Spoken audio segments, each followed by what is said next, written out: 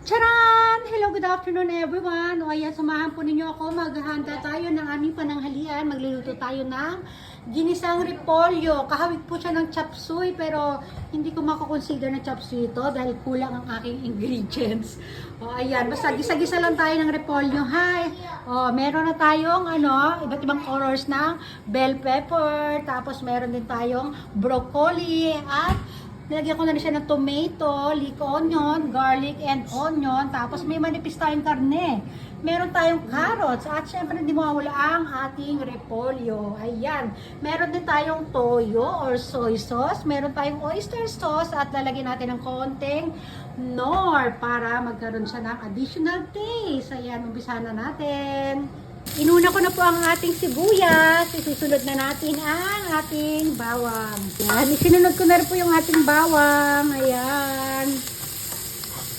Isinunod na rin natin yung ating tomato. Ito. Naku, masarap to sa sa itlog na maalat tong kamatis na to. Ayan, isinunod ko na rin po yung ating leek onion. Natin, isang kutsa natin sila ng maigi. Yan, isinunod ko na rin po yung ating maninipis na karne. Yan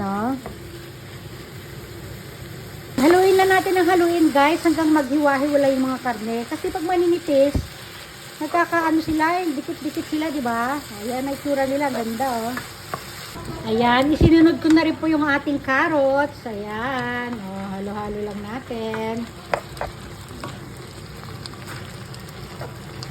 Nung lumambot na yung ating carrots, sinilagay ko na rin po yung iba't ibang color na bell pepper.